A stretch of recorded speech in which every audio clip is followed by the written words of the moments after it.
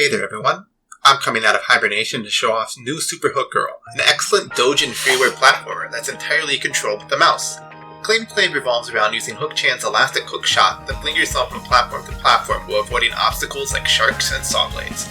It's great for a casual playthrough, but the game is also designed with speedrunning in mind. Every stage is a very demanding S-time, and I'm going to show them all off here. The first stage actually has one of the most demanding S-times. You must keep your momentum up the entire way, and you do this by hooking things pretty much as often as possible. The start of the stage is a race against time to beat a platform cycle about halfway through the stage. I need to be able to hook that platform right there at pretty much right that moment, or I'm probably not going to be able to get the S. The second half of the stage is just keeping momentum up, and then getting right into this minecart as soon as possible. And even if you do all that and have what's pretty much a flawless run, well, I still got the S time by less than a quarter second. The S time is 35 seconds there. Stage 2 introduces water, which has some properties that are not entirely obvious. For one thing, you actually move very fast while in water as long as you hold the right mouse button down. You can also launch out of the water like I just did there. And because of this, it's best to spend as much of the stage in water as possible. Even though all these platforms are overhead, and it seems like you might want to grapple them in order to keep your speed up, it's not actually the best thing to do. The second half of the stage is almost entirely underwater, and the main thing to keep in mind here is to always hold down the right mouse button, because that makes you swim faster. As long as you do that, and you take the shortest route without getting snagged on anything too badly, you'll probably get the S time. That's really all there is to the stage. It's one of the simpler S-times once you get it down, although that's really just because the stage kind of plays itself once you know what to do. The S-time is still pretty demanding. Pretty good run there, and the S-time, I still only got the S-time by less than 2 seconds.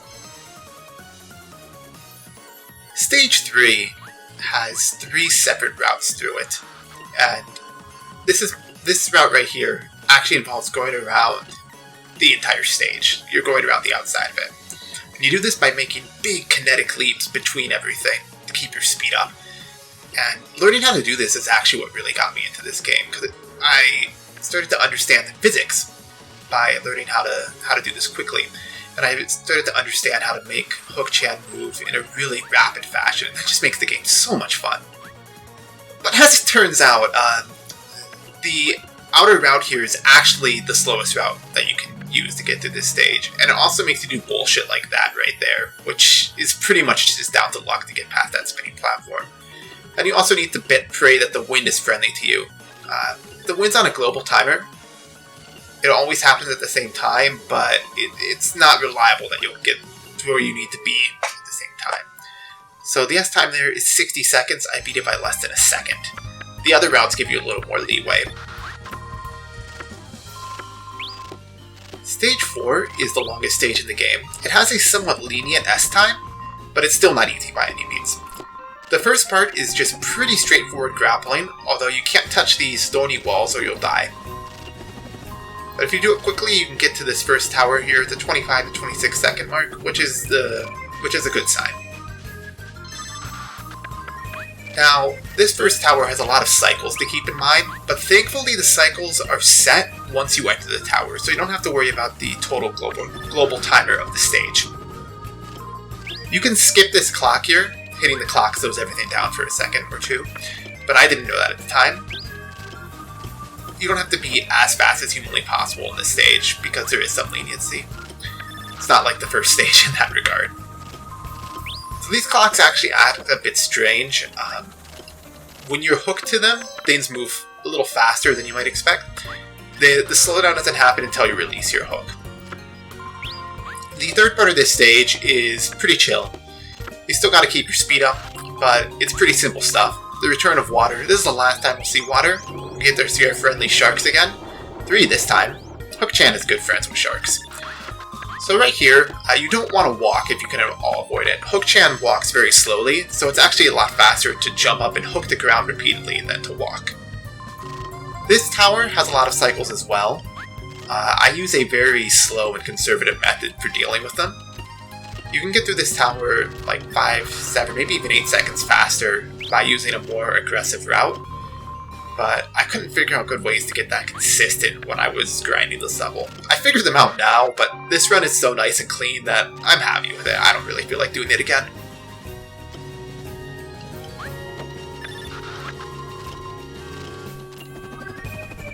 Alright, and this final part is the bane of every new player's existence.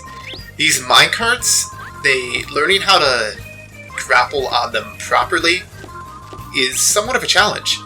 And a lot of times when you're failing on them, you don't even really know why. And it took me a long time to figure it out my first time through. And honestly, I still don't really know what I'm doing differently when I do it right, but with enough practice I can do it pretty much every time, so I figured something out, even if I don't know what. The S time there is 2 minutes and 30 seconds, so even using a slow route through the 4th tower, I still did it with plenty of time to spare. Alright, the final stage is probably my favorite in the game. I love the atmosphere of it. You're in space. This first part, once you get it down, you can go through it really fast. It's very, very satisfying to do this smoothly. Even here, you don't have to slow down at all if you get all your grapples just right. You can have Qpic moving forward the entire time.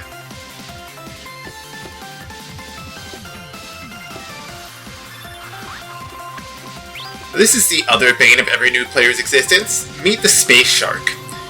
So the Space Shark homes in on Qpic's position, but it does it in kind of a weird, floaty fashion that can be really difficult to predict when you're just getting into this. And I see most players use a different method of dealing with this, but this is what I figured out, and it works for me, and I can do it pretty much every time now. Although, when I first played that section, it took me like 30 minutes to do it once. It's not friendly. So this section is a long falling segment, and when you do this really smoothly, then it's pretty satisfying. Chances are a first-time player is going to die a lot though, so they're not really going to be able to experience the kinetic aspect of it. That's okay. That's not what you're worried about when you're starting out. Zoom out a bit as we get to the final part of the stage. This part introduces one new mechanic, the reverse gravity. And it's not actually really reverse gravity, it's more like wind that's constantly pulling you up. Because it's a lot stronger than gravity would pull you down, if that makes any sense. And it makes getting used to these screens pretty tricky, even beyond just the whole reverse gravity aspect. We're moving on to the final save. This save's not very hard, but it's a nice capstone and everything. It's kind of long. It makes you do one long kinetic motion, and it's a really nice lead into the end of the game, I think. If you do this hook here just right, you preserve your momentum going up. Otherwise, you'll probably crash into the roof and lose speed. That was a really good clean run through the stage that I found very satisfying. The actual S-time requirement is 2 minutes and 50 seconds, which is kind of a joke, which is why I decided I'd go for a really nice clean run. So there's a hidden extra stage if you go to the practice menu and scroll down to the bottom. This is a challenge stage from the creators, and it's kind of silly, but it has an S-time, so I decided I'd get it. The first part involves no hooking at all. You can't hook on ice, so you have to just use pure platforming and a lot of wall jumps. Now the wall jump mechanics are kind of wonky. A lot of times you'll try and jump up on top of a platform, but you'll actually hit the corner, and then you won't fall down, and you won't get on the platform. You'll just get stuck in the corner, and it's really kind of frustrating.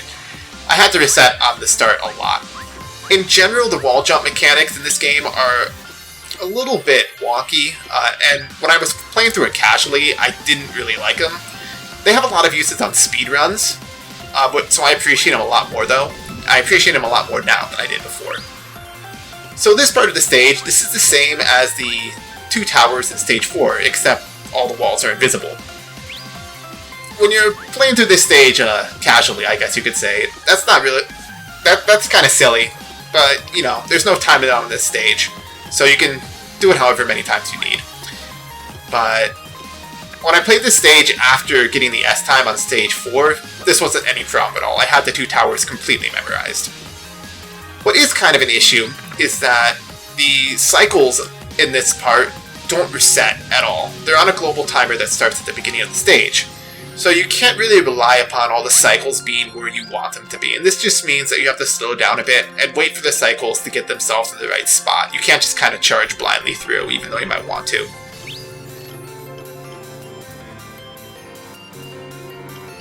When I was playing through this stage casually, I had forgotten the layout of this save, and the end of it has a platform you need to jump off of, otherwise you just run into the lasers, and I didn't know that, so it took me forever to get past this. But it's real simple once you have, the entire tower memorized. And that brings us to the final section, which makes use of very aggressive reverse gravity mechanics. Then you have to do some pretty silly stuff. So you're supposed to, go through the middle here to the right, but I just go underneath everything because I find that to be a lot simpler. One challenge here is that the clocks have smaller hitboxes than they look like. It's pretty common for your hook to just kind of go flying right by them and for you to have no idea why. It takes some time to set that up, and if you do that hook just right, you want to hook beneath you, then you can go underneath the stage. For this last part, I take my time to make sure everything's set up perfectly. I know I'm set up to get the S time as long as I don't mess this up, so I play really conservatively. And I get it. The S time is 3 minutes. You could get it a lot faster than this, but I'm perfectly happy with that speed for a silly extra stage. So that's New Super Hook Girl. It's an excellent game. I think it's one of the best games I've played in a long time, and I highly recommend giving it a try. It's completely free. I've given a link to the homepage for the game and a download link down below, so go check it out. Thanks for watching, everyone.